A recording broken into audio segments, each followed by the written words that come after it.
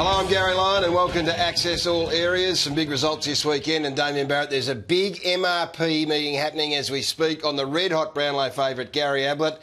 Are we going to see the red-hot three-time possible Brownlow medalist rubbed out this weekend? Well, let's go straight to the vision, Gaz. We've had a look at some down-the-ground vision. It doesn't assist the cause to work out what happened here. This is the elbow, the right elbow on Liam Picken. Now, his head goes back, Gaz, but that is going to be the best vision that the match review panel gets to operate off. And I would argue that on that alone, you cannot convict him of anything. Well, he gets up and remonstrates. That's what the only thing we could really find with our other vision, our exclusive vision. Look, it'll come down to what Liam Picken has to say, I would have thought. I wouldn't imagine that Liam Picken's going to jump up and down and put Gary Ablett in. I might be wrong. He threw his elbow back, Damo. There's no doubt about that. But that's not going to get a possible three-time Brownlow medalist suspended. I agree, Gaz. And the match review panel, when it comes to the big names and incidents like that, all they need is a little bit of wiggle room. And the wiggle room actually comes in the form of the lack of sufficient video evidence. So that's there's no wiggle room if they deem that what he's done is illegal, because the points will get it beyond 100, and that means he'll miss regardless of an early plea. But I reckon the wiggle room here is let's not even charge him. Just stay tuned, because that news will come down. You'll get it first here. Now, the Crows errors in the last quarter at the MCG yesterday, Damo. They had this game. I thought Carlton were fantastic, but they got a little nervous towards the last part. What they did is they took Ben Rutten, who'd been in pretty good nick for the All-Australian, off the ground. Now, that's James Podsiadly, the man that goes down to the back half and plays on Menzel. Now, the J-Pod just got lost. Look, the incoming ball, there was not enough pressure, perhaps, but you can just see... He's 5 metres away. Yeah, you can see the distance. And it's not as if he's played a hell of a lot of footy deep in defence. So, and Penny Dangerfield, go back 10 minutes. He's a warrior. He's a hero. Go back, take your time, kick the goal. He elects to play on.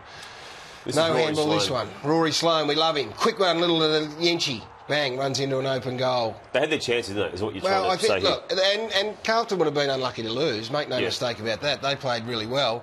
And that's right on the silent little Charlie Cameron in his second game. You wouldn't be blaming him, but he had an opportunity to clunk it. And then we would have had all sorts of problems with the siren and all those sorts of things. But they had chances. I really liked that game. I thought the Collingwood West Coast game was beautifully free-flowing as well, Gaz. But I just want to go back to the last 3 and a bit minutes of this game where Simon Meredith, the umpire, I'm naming because he made the decisions. He's played this out of bounds deliberate against Rowe. That's fine, but when you don't play it that way for the entirety of the game until 3 minutes remains, well, I think there's an issue, Gaz. Okay, we should have grabbed that. That's a correct decision. He did what he meant to do and act as though he did. Now, this here, Rory Sloane does get a fist on this if you look at this closely.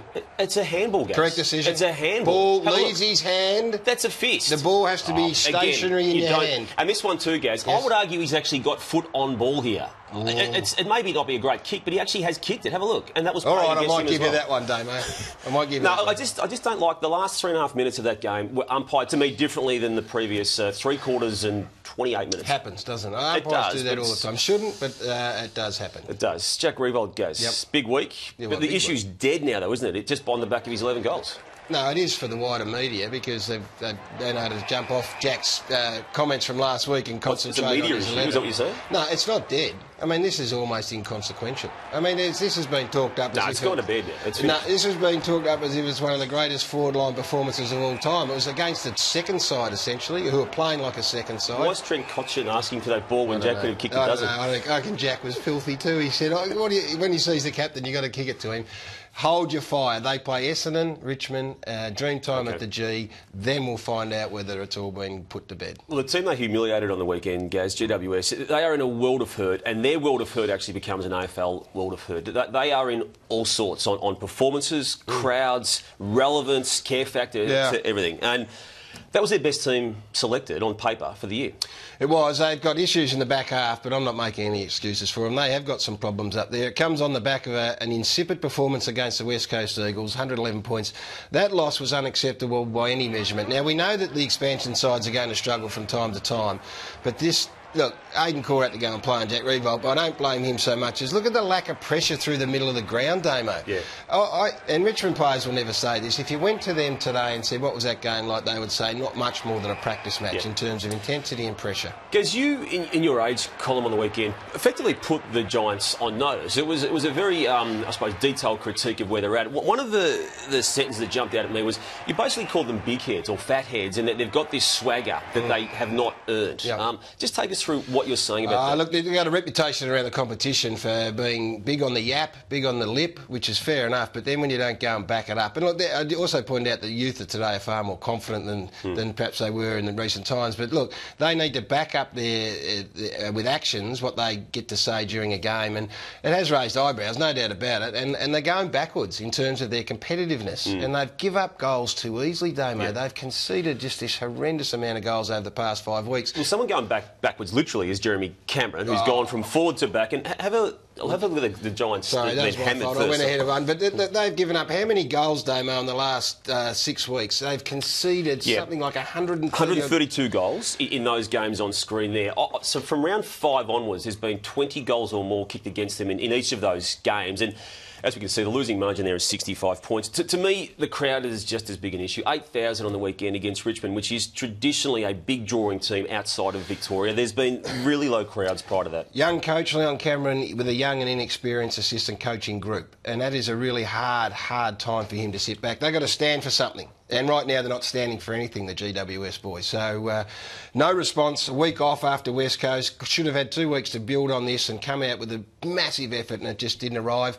And also I would have thought Jeremy Cameron, who excited everyone so much, they played him in the back. Look at this intensity from Jeremy Cameron on Tyrone Vickery, mind you. Tyrone Vickery, it's not as if it's Chad Wingard bouncing around there. No, and look, I don't know what the rationale for playing Jeremy Cameron back, but in the end it got the better of him. This was in the second quarter, and he ends up playing in a manner, he went forward after not touching the footy, in a manner that is just not it's Jeremy Cameron-like. He's underdone, Gaz, but he's symbolic of what is going on there at the moment. He's underdone, but gee, the opportunity was there early in that game to try and hit the scoreboard and put some pressure on them with Patton and with Cameron, and they had Cameron. I reckon Damien Hardwick saw Jeremy Cameron run to the back half and just said, whoa, here we go, boys, away we go. Another All-Australian from the past, Travis Cloke, is also struggling, I would say more than Cameron, if that's possible. He's only kicked, Gaz, in the past 4 matches, a total of 4 goals. He's only got 8 for the year. Yeah. He's all at sea. Why? Tell us how this has happened to this man. Confidence is this great intangible, Damo, and he is hugely predicated on his confidence as a player. And he is of concern, but at the same time they are still being able to win games. So there's 6 wins and 3 losses, and he is not playing well. So from Nathan Buckley's point of view, he will persevere with Travis Cloke. They play St Kilda this weekend, they play Melbourne the weekend after. Gives him an opportunity to try and find some of the footy. But he's in a form slump, he's a quality player, I'd back him to get out of it. Yeah, he gets out of it, doesn't he? I would back him to get out of it, absolutely. Hey, Nick Maxwell, look, we saw last year in the final take on Heath Shaw in a very public way. He did so again on the weekend against Alex Fasolo. Actually strikes him in a sense. I mean, it's this little tap on the back. Yep. I'm not sure about it, Gaz. I know that the retired footballer like yourself will say this is great. It's great to get that emotion out, but this is Fasolo's response, taking all heat out of it as he would. He's a great bloke, Fasolo, and likes a good time. Right shoulder put up this morning. Maxi, we'll get in the ring on Monday. Finish what we started. What if it was Harry O'Brien, though, last year, when Harry was going through that very difficult patch? What if Maxwell did that to him on the ground? Bad luck for Harry. Well, it might have been fisticuffs. Bad luck for Harry. He's got to be able to deal with that sort of stuff, Damo. And look, that relationships between players and how tight... I mean, he's an enormously respected leader of that footy club. I get that, Gaz. I get that. Alex Fasolo would cop that. And so... It's not a great look, though. Well, and Heath Shaw's not at the club anymore. Not solely on the back of what happened in the final last year, but it's not. What was his last game for the club? No, it's not a great look for outside the boundary people, and I include myself in that. But from an inside the boundary point of view, and I don't want to go down the path of having played or not, but it is not as big a deal for those. No, I understand that. I get that. But I reckon if had Harry O'Brien in that state he was in last year, had Maxwell done that to him on field, I don't know what would happen. So then what you got to say is that Nick Maxwell probably wouldn't do it. You got to know your mark, Damo. So coaches have got to know their mark when they give sprays to players and when they cuddle players. Same as captains. He probably would have done it to Harry because Harry wouldn't respond in the manner that he hoped that Alex Fasolo would have. Anyway, someone I do love watching, Gaz, Chad Wingard. And I just want to highlight again. This is my favourite player at the moment, Gaz. I know. I'm fair dinkum, Damo. You rang me 8 times. Let's make sure we put Chad Wingard. I said, Damo, we'll put him on. Don't worry. Well, who's better at the moment to watch? And don't just throw him in as a 21-year-old or under. Who's better in the competition? Who would you pay money to watch more than him? No. Well, Well, you would pay for both of us. So look at this handball. That's how excited you are. That's a great handball. It wasn't a handball, actually. Of course it was a handball. Well, if Rory Sloane's wasn't a handball, did he actually make fist contact on that ball? He did. Of course he did, That's though, a throw, mate. You can't jump on.